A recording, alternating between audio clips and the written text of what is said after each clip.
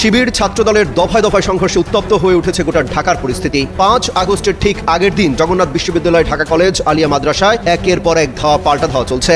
কয়েক ঘন্টা ধরে চলা এই সংঘর্ষ নিয়ন্ত্রণে আসেনি সন্ধ্যা পর্যন্ত।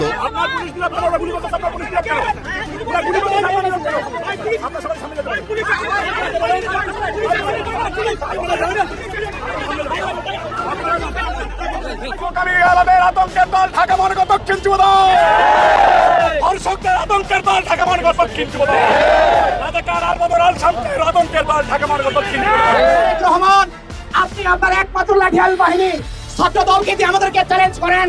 মাথায় রাখবেন, আপনার মতো আমরা দেশ থেকে পালিয়ে গিয়ে রাজনীতি করি নাই। আমরা এদেশে থেকে তিলে তিলে মার খেয়ে গিয়ে রাজনীতি শিখেছি। এমন জবাব দেওয়া হবে 5 বছর তো দূরের কথা, আগামী 1 বছর আপনি টিকতে পারবেন কিনা আপনি সেই হিসাব সবার আগে করেন। ফ্যাসিবাদের রক্ত পরিবর্তন করে নতুন রক্ত সঞ্চালন করতে হলে জুলাই সনদ ও গণভোটের রায় বাস্তবায়নের তাগিদ দিয়েছেন জামায়াতের আমির ডক্টর শফিকুর রহমান। আজ জাতীয় জাদুঘরে ইসলামী ছাত্র শিবিরের এক অনুষ্ঠানে তিনি বলেন, সঠিক পথে না আসলে বিএনপি সরকারের পরিণতি ও ফ্যাসিবাদের মতোই। জুলাইয়ের চেতনাকে ধ্বংস করার জন্য উঠে পড়ে লেগেছে। বাংলাদেশ থেকে এটিকে মুছে দেওয়ার জন্য নানা ধরনের অপকর্ম তারা করছে। চেতনা ধারণ করতে হবে প্রজন্মের পর প্রজন্ম। জুলাইয়ের চেতনা থেকে সরে গিয়ে যদি কোনো রাজনৈতিক দল, কোনো শক্তি, কোনো পরাশক্তি, কোনো কালচারাল ফ্যাসিস্টরা দেশকে আবার ফ্যাসিবাদের দিকে নিয়ে যেতে চায়, ছাত্র জনতার আরেকটি গণ অভ্যুত্থানের মধ্য দিয়ে সেই চেষ্টাকে প্রতিহত করতে হবে। এদেরকে ভুলিয়ে দেওয়ার একটা নিরন্তর উল্টা সংগ্রাম শুরু হয়েছে। যদি সেরকম কোনো সংগ্রাম হয়ে থাকে, আমরা মহান আল্লাহর উপর ভরসা করি, বলছি দেশবাসীকে সাথে নিয়ে এই সমস্ত কিছু ইনশাআল্লাহ তছনছ করে দেওয়া হবে। আসসালামু আলাইকুম বন্ধুরা, নতুন একটি ব্রেকিং নিউজে আপনাকে স্বাগতম। দেশ ও প্রবাস থেকে যে বা যারা আজকের এই তথ্যবহুল আলোচনা সমৃদ্ধ ভিডিওটিতে ক্লিক করেছেন তাদেরকে আন্তরিক ধন্যবাদ। তো বন্ধুরা, আজকে এমন কিছু তথ্য আপনাদের মাঝে তুলে ধরবো যা আপনারা শুনলে বা দেখলে অবাক হয়ে যাবেন। আপনাদের গা শিউরে উঠবে, চোখ কপালে উঠতে বাধ্য হবে। তো বন্ধুরা, ভিডিওটিতে একটি লাইক দিয়ে চ্যানেলটি সাবস্ক্রাইব করে চলুন পুরো ভিডিওটি দেখে আসি। হঠাৎ করেই রাজধানী ঢাকায় শিবির আর শিবির, হাজার হাজার শিবির রাজধানীতে বিক্ষোভ মিছিলে ফেটে পড়েছে। তারেক রহমান ছাত্রদলকে কঠিন বার্তা দিয়েছে। শিবির রাজপথে নেমে গেছে। দর্শক, অলরেডি যা ঘটেছে, শিবিরের লোকজন বেশি আহত হয়েছে। ইনস্পাইট অফ দ্যাট, ছাত্রদলের বিরুদ্ধে শিবিরের বিজয়, ছাত্রদলের পরাজয়। দর্শক, এখন পর্যন্ত যা ঘটেছে জগন্নাথ বিশ্ববিদ্যালয়, জগন্নাথ বিশ্ববিদ্যালয়, এখানে শিবিরের ভূমিকার সমালোচনা অবশ্যই আছে। যখন ভিপিজিএসকে মেরে ক্যাম্পাস থেকে বের করে দিল, তখন ইনস্ট্যান্ট অপ্রস্তুত ছিল তারা দাবি করছে। তারপরও শিবিরের যে শক্তি, শিবির যে সুশৃঙ্খল সংগঠন, তাতে ইনস্ট্যান্ট প্রতিরোধ প্রত্যাশিত ছিল। এটা একটা দুর্বলতা। তা সত্ত্বেও দেখেন কে জিতেছে সোফার, সহজে কিভাবে বুঝবেন। যেমন ছাত্রদল, তারা শিবিরের সাথে কুলিয়ে উঠতে পারেনি বলেই তো যুবদলের সন্ত্রাসী নয়নকে ভাড়া করে এনেছে। ছাত্রদল শিবিরের সাথে পারেনি বলেই তো তফাজ্জল হত্যাকাণ্ডের চার্জশিটভুক্ত পলাতক আসামি সন্ত্রাসীকে যুবদল সন্ত্রাসী নয়ন সাথে নিয়ে ছাত্রদলকে বাঁচাতে গিয়েছে, শিবিরকে মারতে গিয়েছে। যদি ছাত্রদলের পাওয়ার যথেষ্ট হতো, তাহলে কি বিএনপির ভাড়া দিয়ে সন্ত্রাসীদেরকে আর রাজপথে নামাতো তারেক রহমান? এই পয়েন্টেই তো ছাত্রদলের পরাজয়, এই পয়েন্টেই শিবিরের বিজয়। ঢাকা আলিয়ায় শিবির ছাত্রদল সন্ত্রাসীদেরকে ক্যাম্পাস থেকে বের করে দিয়েছে, এটাই তো বিজয়। আর জগন্নাথ বিশ্ববিদ্যালয় কোনো আবাসিক এলাকা না, ওখানে সাময়িক সময়ের জন্য বের হয়েছে, কালকে সকালে আবার আসবে। অতএব ওটাকে শিবিরের দুর্বলতা, ইনস্ট্যান্ট প্রস্তুতির অভাব বললেও, যেহেতু ছাত্রদল পরিকল্পিতভাবে হামলা করেছে, আর এই পরিকল্পিত হামলা হতে পারে শিবির, এটা বোঝা উচিত ছিল। তারপরও শিবির সাময়িক সময়ের জন্য বের হয়েছে, কিন্তু আগামীকাল আবার ক্যাম্পাসে ঢুকবে। অবশ্যই ভিপিজিএস ক্যাম্পাসে ঢুকবেন, পূর্ণ শক্তি নিয়ে ঢুকবেন, কেউ ঠেকাতে পারবে না। এরপরে আমরা দেখেছি যে ঢাকা বিশ্ববিদ্যালয়ে ছাত্রলীগের নাসির, এরা অল্প কিছু লোক নিয়ে মিছিল করছে। জগন্নাথ বিশ্ববিদ্যালয়ের ছাত্রদলের সন্ত্রাসীরা কিছু অছাত্র এবং টোকাই এবং নেশাখোর ড্যান্ডিখোর নিয়ে মিছিল করছে। আর শিবির বায়তুল মোকাররমের উত্তর গেট, গোলাপশার মাজার, পুরো গুলিস্তান এলাকা, ঢাকার একটা অংশে হাজার হাজার শিবির রাজপথে নেমে তারেক রহমান ছাত্রদলকে হুঁশিয়ারি দিয়ে এসেছে। দর্শক, এবং শিবিরের যে আত্মবিশ্বাস যে আমরা যদি পাল্টা প্রতিরোধ গড়ে তুলি, ছাত্রদল পালানোর সুযোগ পাবে না। এবং শিবিরের আরেকটা বিজয়ের মানদণ্ড দেখেন, এটা আমরা সমালোচনা করি, কিন্তু তারপরও শিবির এখন পর্যন্ত এই রাজধানীতেই বা অন্য কোথাও জামাতকে তাদের কাজে লাগেনি। জামাত কেন স্ট্যান্ড আসেনি যুব দলের নয়নকে ঠেকাতে বা নয়নদের বিরুদ্ধে, এই প্রশ্ন আমরা তুলেছি এবং এই প্রশ্ন যৌক্তিক। কিন্তু এর সাথে এটা আরেকটা দিক আছে যে নয়নরা আসছে ঠিকই, কিন্তু জামাতের কিন্তু শাহিন আহমেদ খানদের এখনো লাগেনি, শিবিরের এখন পর্যন্ত লাগেনি। তো জামাতকে আসতো না, শিবির চাইলে কি আসতো না?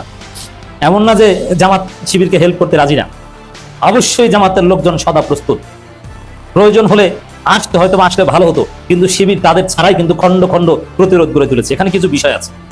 ছাত্রদল সন্ত্রাসীরা ক্ষমতাসীন এবং পুলিশ তাদের পক্ষে, বিশ্ববিদ্যালয় প্রশাসন তাদের পক্ষে। যেমন জগন্নাথ বিশ্ববিদ্যালয়ে আপনারা দেখেছেন, বিশ্ববিদ্যালয় ভিসিকে বারবার ছাত্র প্রতিনিধিরা বলেছে যে আপনারা আসেন, আপনাদের সন্তানদেরকে মেরে ফেলছে, কিন্তু তারা বের হয়নি। তারা ছাত্রদলকে হামলা সুযোগ করে দিয়েছে। যে হামলা শেষ হয়েছে তারপরে তারা এসেছে, পুলিশ হামলা থামায়নি।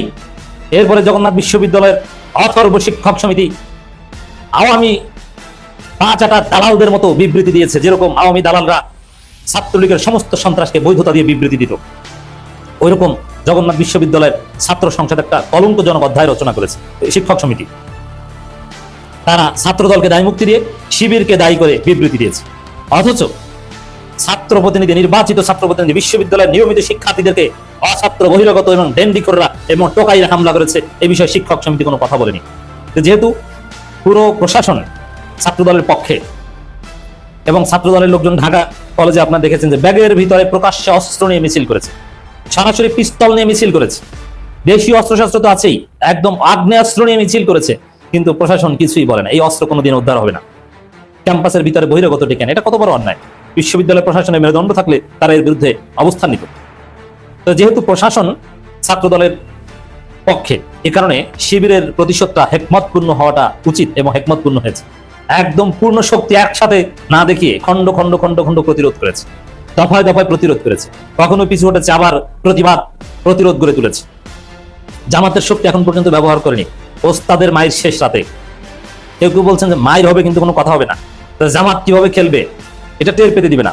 জামাত একদম বিএনপি সন্ত্রাসীদের মতো প্রকাশ্যে নামলে হয়তো পুলিশ অ্যাকশনে যেতে পারে, যার ফলে জামাত এখানে কৌশল করছে। কিন্তু তারপরে ভিজিবল যা দেখছি, সেখানে শিবিরকে রক্ষা করতে জামাতের একটা অংশের অ্যাটলিস্ট তৎপরতা কাম্য ছিল, পূর্ণ শক্তি ডিপ্লয় না করলেও। তো দর্শক, শিবির ঢাকা মহানগরী তারা বাইতুল মোকাররম এলাকায় যে বিক্ষোভ মিছিল করেছে, সেখানে যে পরিমাণ শিবির উপস্থিত হয়েছে, তাদের যে বডি ল্যাঙ্গুয়েজ, তাদের যে বার্তা, আসিফ আব্দুল্লাহ, সিবগাতুল্লাহ, শিবিরের অন্যান্য নেতারা যে বার্তা দিয়েছেন, তার অর্থ শিবির কোনো ক্যাম্পাসের 1 ইঞ্চি মাটিও কোনো সন্ত্রাসের জন্য ছাড় দিবে না। এবং শিবিরের এই হুঙ্কার, এই গর্জনে ডেফিনেটলি ছাত্রদল ভয় পেয়েছে। আর ওদের তো জনশক্তি নাই। এখন নয়নদের নিয়ে ক্যাম্পাসের ভিতরে, ক্লাসরুমের ভিতরে ঢুকবে, হলের ভিতরে ঢুকবে, সম্ভব না। কতক্ষণ এরকম সন্ত্রাস করে টিকবে? সম্ভব না। এই শিবির মার খেতে খেতে, নির্যাতিত হতে হতে এই পর্যায়ে এসেছে। দেখেন, শিবির সংবাদ সম্মেলন করছে, বিক্ষোভ মিছিল করেছে, এবং আরেকটা বিজয় হচ্ছে শিবিরের, পুরো বাংলাদেশকে বুঝিয়েছে ছাত্রদল সন্ত্রাস। তারেক রহমান এই সন্ত্রাসের লালন পালন কর্তা। এবং শিক্ষককে, ঢাকা আলিয়ার প্রিন্সিপালকে বেধড়ক পিটিয়েছে এই বিএনপি সন্ত্রাসীরা। তিনি মারা গেলেও যেতে পারেন একদম ক্যামেরার সামনে। আবার শিক্ষকদের উপর আঘাত করেছে জগন্নাথ বিশ্ববিদ্যালয় ছাত্রদল, নারীদের উপর আঘাত করেছে।